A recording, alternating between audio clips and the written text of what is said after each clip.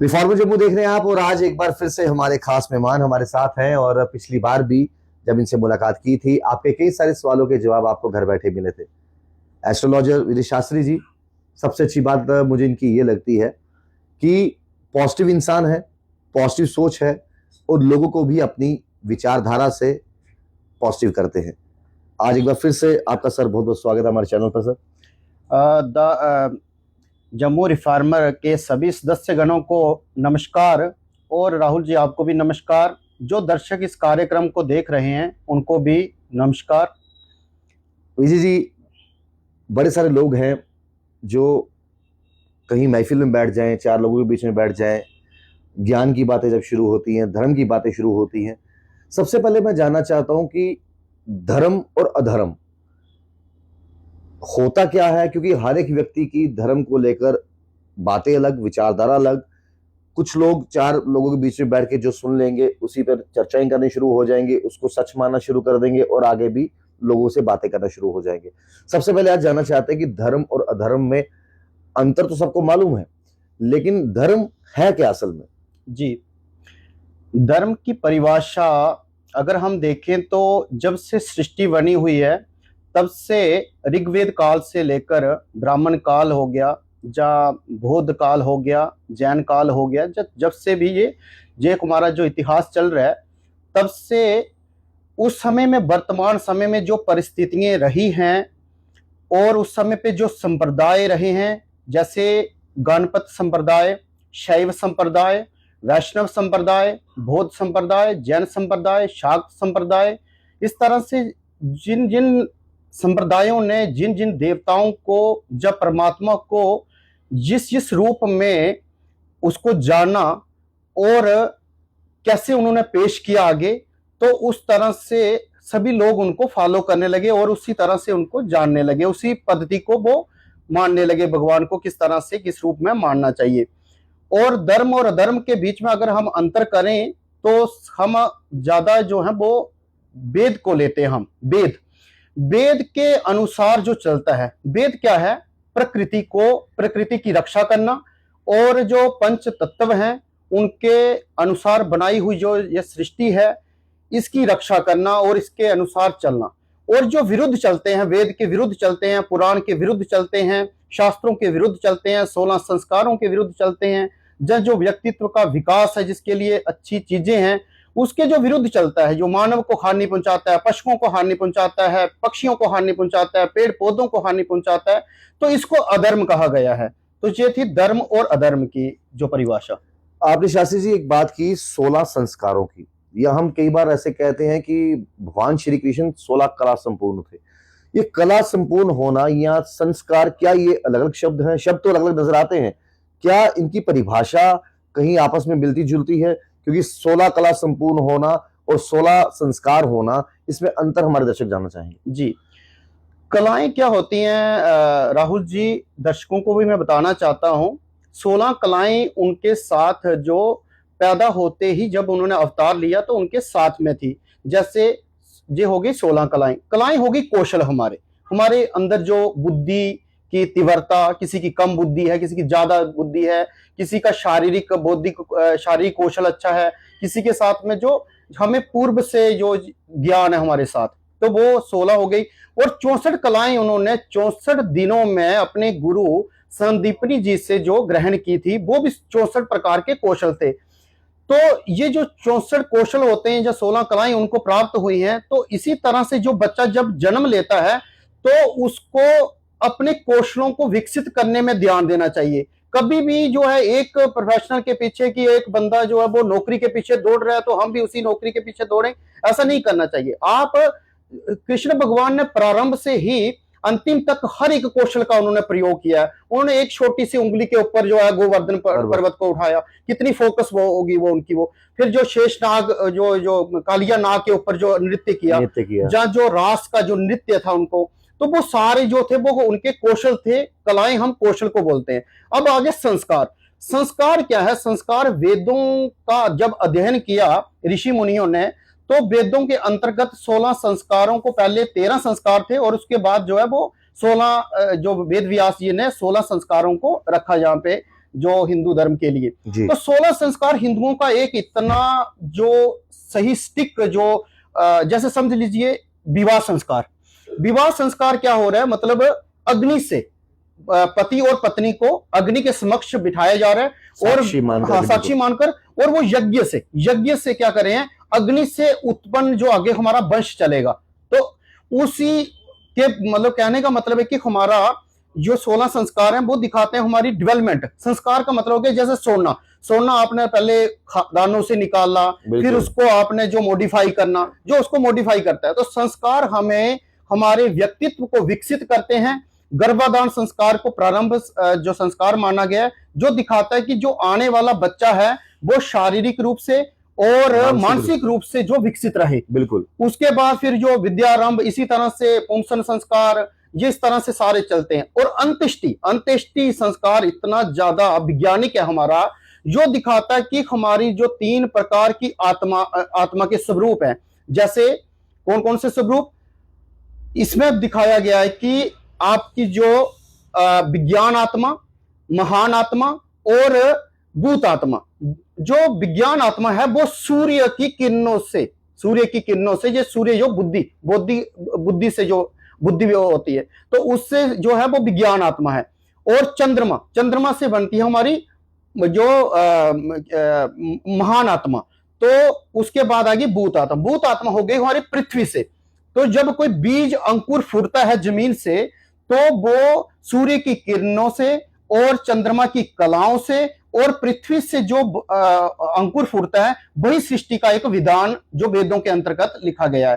तो 16 संस्कार हमें जीवन में ये दिखाते हैं कि हमारा जो व्यक्तित्व है उसका विकास, कौन सी चीज हमें किस समय पे करनी चाहिए। जैसे अब हम पाश्चात्य लोगों को लें, वो क्या पैडागोजी को प्रयोग करते हैं कि भाई बच्चे को हम जो है पहले बचपन में इस तरह से इसका शारीरिक विकास होना चाहिए, फिर जैसे जैसे बच्चा बढ़ता जाता है उसको किस तरह से इसका विकास और वृद्धि करनी चाहिए। सेम टू सेम हमारा जो वेद है, उन्होंने भी 16 संस्कारों को अगर कोई जानेगा तो उसमें वो उसने दिखाया कि जैसे मान लीजिए आप एक छोटा सा बच्चा पैदा हो रहा है, पैदा होने से लेकर मृत्यु पर्यंत तक जो उसकी जो जीवन में रहने वाली जो नेचुरल प्रोसेस है, जैसे एक पेड़ है, उस पेड़ पे पहले धीरे धीरे टहनियां लगेंगी, अंकुर फूटेंगे, उस समय पे उसको पानी देना है, उसका पोषण करना है, फिर उसके ऊपर फूल लगेगा, उस फूल ने पूरा विकसित होना है, खिलना है, फिर उसकी उपयोगिता होगी। इसी तरह से मनुष्य का जो गृहस्थ आश्रम है वो क्या दिखाता है कि आपने जो आपके अंदर काम, क्रोध, लोभ, अहंकार इत्यादि जो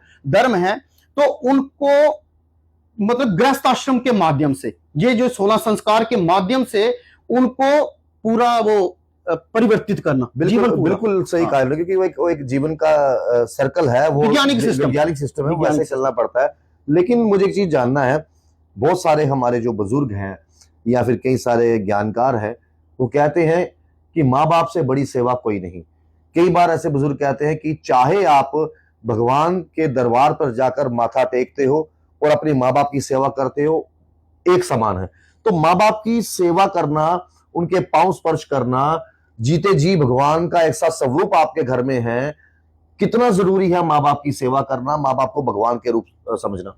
जी, इसके लिए ऐतरेय उपनिषद है, उसमें लिखा गया है कि जो पिता जो होता है वो अपने जीवन में जो अन्न उसने खाया हुआ है, ठीक है, उस अन्न के तेज से जो वीर्य रूप जो बीज है जी, उसको माता के गर्भ में, जैसे जो एक आत्मा है, तो आत्मा हमें पिता के द्वारा प्राप्त हुआ, और जो हमारा शरीर है वो हमें माता के द्वारा जो है वो प्राप्त होता है शरीर हमें। तो माता जो पिता है वो हमारी आत्म तत्व है। जब हमारी आत्मा को कोई ठेस पहुंचेगी, जब हमारी आत्मा बहुत दुखी होगी, तो हमें हमेशा जो है पिता नजर आएंगे। चाहे आप 60-70 साल की उम्र में चले जाइए, चाहे 99 ईयर्स में चले जाइए, आपकी जब आत्मा दुखी होगी, आपको आपके पिता ही जो है वो उस समय पे याद आएंगे।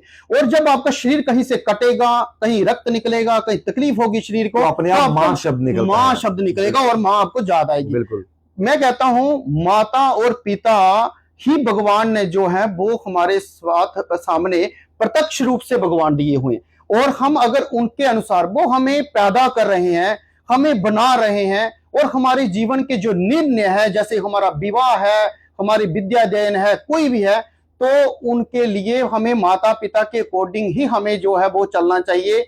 क्योंकि अगर हमें जन्म देने वाले वो हैं, फिर मैं इस बात को भी बीच में थोड़ा सा ले रहा हूँ, एक चीज और का ऐड कर रहा हूँ जी। हमारे शास्त्रों में लिखा गया है कि जो पितर है, पितर हम क्यों, मतलब माता पिता क्यों बच्चों के लिए प्रॉपर्टी बना रहे हैं, क्यों कमा रहे हैं, क्यों कर्म कर रहे हैं, इसका क्या लॉजिक है इसमें?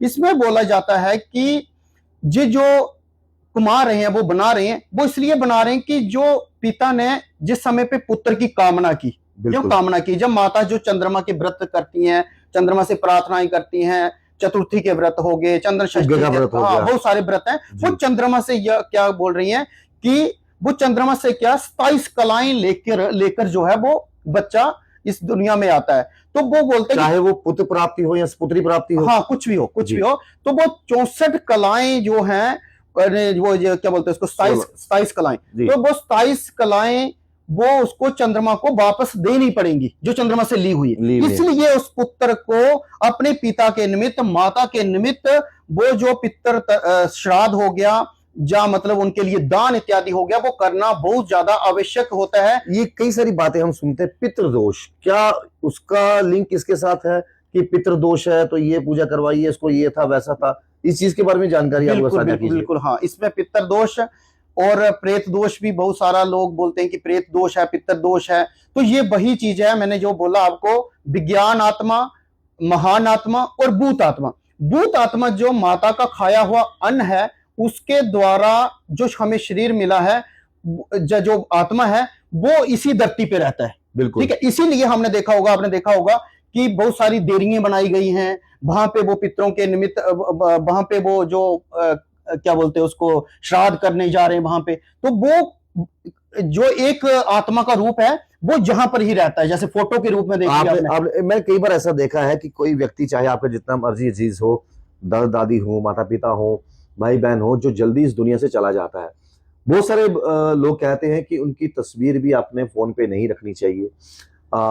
उसके कारण शायद किसी और के कोई और लॉजिक रहते होंगे, लेकिन एक सवाल मेरा रहेगा जो आम पब्लिक से रिलेटेड है, क्योंकि आम पब्लिक ये सुनेगी। कहते हैं कि जो आत्म इच्छा मृत्यु ले लेता है, मैं उसकी एग्जांपल मैं समझाऊंगा। इच्छा मृत्यु की अगर मैं बात करूंगा, मान लीजिए प्रभु ने किसी उम्र 70 वर्ष ली है, कोई व्यक्ति 20 साल की उम्र में ही अपनी जिंदगी से दुखी होकर ऐसा कदम उठा लेता है, अपने आप को मार देता है, छलांग लगा देता है कभी ट्रेन के आगे, या फिर फांसी लगा लेता है। वो जो बचे हुए उसके 50 साल है जिंदगी के, क्या उसकी आत्मा वो 50 साल यही सृष्टि में घूमती रहेगी? वो तब तक उसको मुक्ति नहीं मिलेगी जब तक उससे 70 साल पूरे ना हो जाए? या फिर 20 साल की उम्र में कोई चला जाता है तो उसके भी विधि विधान है पूजा के तरीके से कि आत्मा को उसके लोक तक पहुंचाया जाए?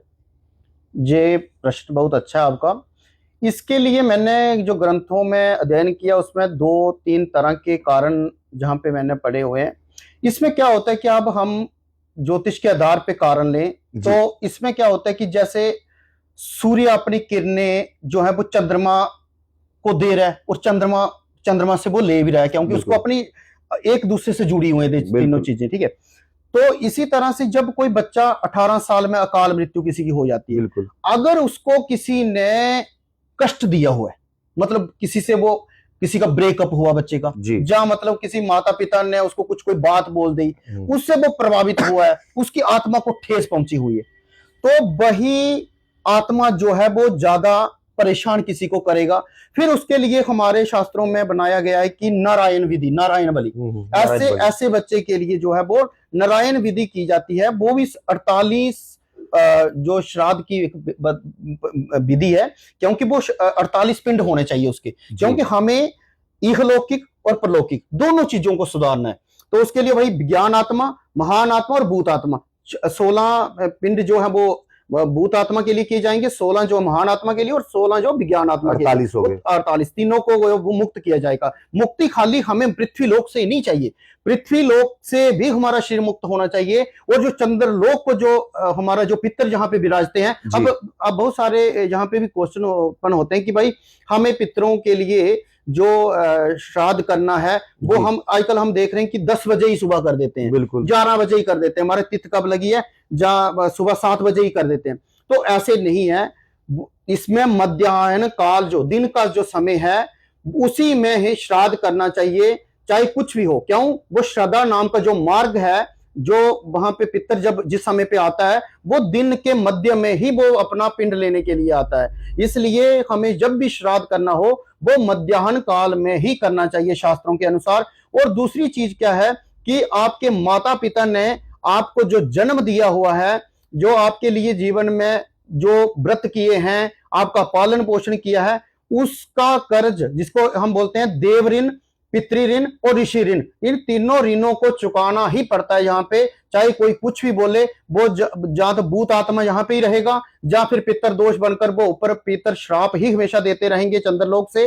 और चंद्रलोक पे पता है कि वहां पे अन्न नहीं है खाने के लिए, और वहां पे जो है पानी नहीं है पीने के लिए, क्योंकि सूर्य को अपने किरणों से सुखा देगा उसके ऊपर। तो पानी जो है जो जन्म है हमारा वो है जहां पे पृथ्वी लोक पे ही है। तो इसलिए मैं यहाँ पे यही बोलूंगा कि जिसकी कोई अकाल मृत्यु होती है, या कोई पितृ जो पितृ बने हुए हैं जो चंद्रलोक में जो स्थायी अंश को जो चुकाना है, उसके लिए हमें करना ही पड़ेगा, क्योंकि वो वैज्ञानिक कारण है, कोई ऐसे नहीं है। कोई भी तथ्यों के ऊपर अगर जब शास्त्र को पढ़ोगे तब आपको उस चीज का पता लगेगा। अगर आप वैज्ञानिक दृष्टि से भी देखिए तो सूर्य जितना जो ताप वर्षा करता है उतना ही पानी ऊपर लेता है, बिल्कुल, ठीक है। बिल्कुल। और चंद्रमा में जितनी कलाएं वो देता है उतनी वो लेता है। ये वही बात होगी कि विधि का विधान है। अगर आप सृष्टि से कुछ लेते हो वो आपको देना भी पड़ता है। तो खैर हम एक और महत्वपूर्ण बात से एक और महत्वपूर्ण टॉपिक को लेकर बात करेंगे। फिलहाल आप जुड़े रहिए फॉरवर्ड जम्मू के साथ।